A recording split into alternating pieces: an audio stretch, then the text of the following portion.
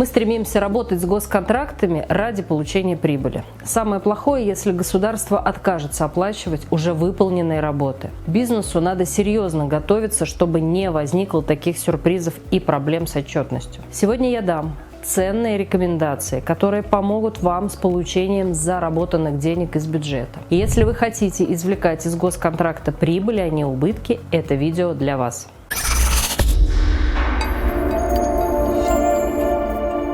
Вы хотите стать подрядчиком в госзакупках, много и стабильно зарабатывать, выходить на новые объемы сделок и прибыли? Моя профессиональная команда имеет огромный опыт работы с бюджетными деньгами. И мы готовы помочь вам и вашей компании с выходом на госконтракты. Подписывайтесь на мой канал, чтобы знать, как извлечь максимум прибыли из работы на госконтрактах.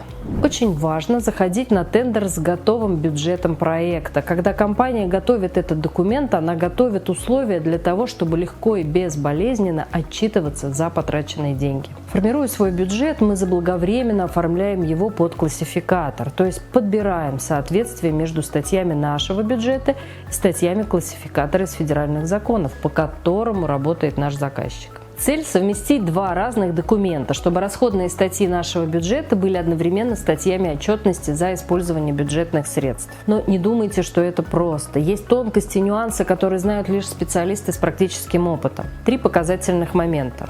Во-первых, нужно знание внутренней специфики. Виды расходов могут быть одинаковые, но с разными кодами, потому что в одном случае это затраты финансируются методом аванса, а во втором идут под возмещение. А в третьем случае вообще связаны с внешней экономической деятельностью. В подобных вещах избежать ошибок непросто. Надо знать, что куда относится, чтобы правильно разнести, расписать и соотнести расходы целевых средств. Во-вторых, много рисков несет такой вариант. Тендер выиграла ваша компания, а работу по факту ведет субподрядчик. Но проблемы с отчетностью за бюджетные деньги возникают именно у вас. И не факт, что субподрядчик поделится с вами подробной структурой своих расходов. Он может все сдать одним актом и одной сметой, а у казначейства окажется другой подход к классификации статей.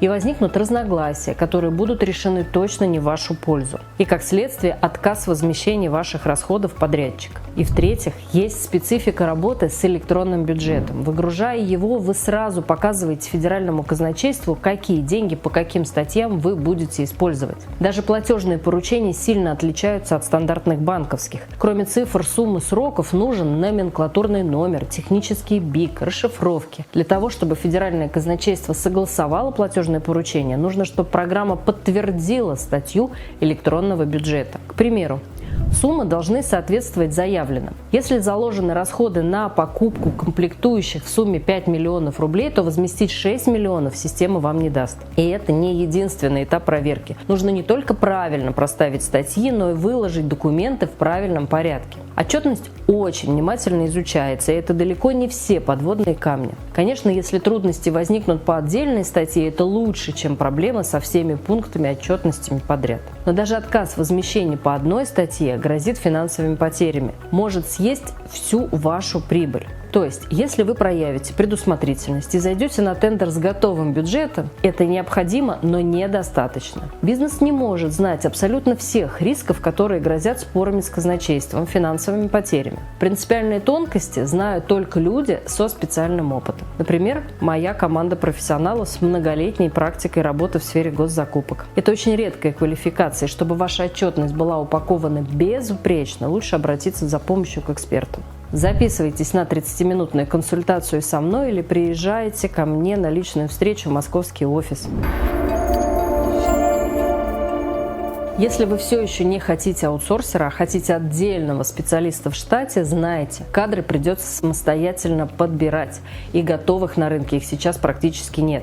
На практике 70% пришедших на собеседование вообще не будут иметь опыта работы с федеральным казначейством. Опыт других будет очень ограниченным. Ставка квалифицированная, денег потратите очень много, но высок риск того, что останетесь не в восторге от работы такого специалиста.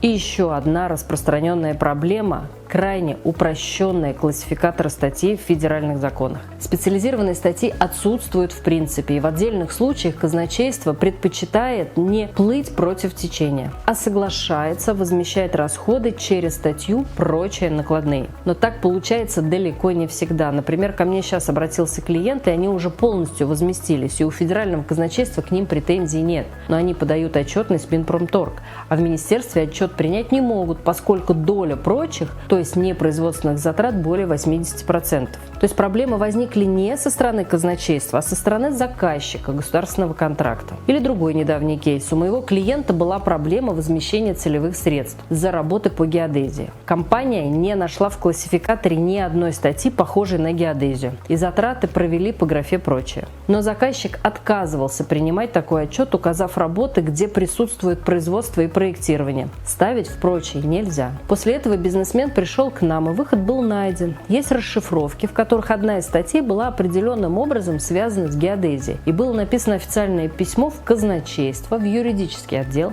потом его перенаправили в отдел методологии. И в документе было полное обоснование позиции, позволяющее отнести затраты на геодезию к выбранной нами специальной статье. В итоге государственные органы согласились с нашей позицией, и отчет у нашего клиента приняли. Процесс принятия решений был длительным, но это был единственный выход. Обязательная работа, которая требует особой квалификации.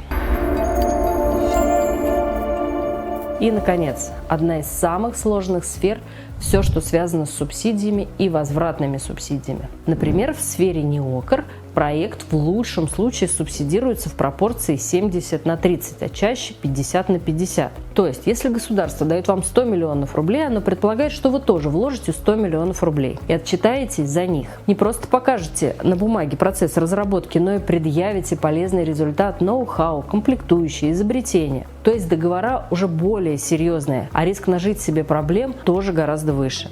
И уж если вы заходите в эту сферу, то самое рациональное решение – это привлечь аутсорсера-профессионала. Тем более, что я всегда готова вам помочь. Обращайтесь с любыми вопросами, и мы сделаем вашу работу с госденьгами максимально эффективной и безопасной. А вам приходилось составлять бюджет проекта по госконтрактам? А возникали ли у вас трудности с отчетностью за отдельные статьи расходов? И как разрешались разногласия с казначейством в вашу пользу или не в вашу? Давайте обсудим это в комментариях к этому видео.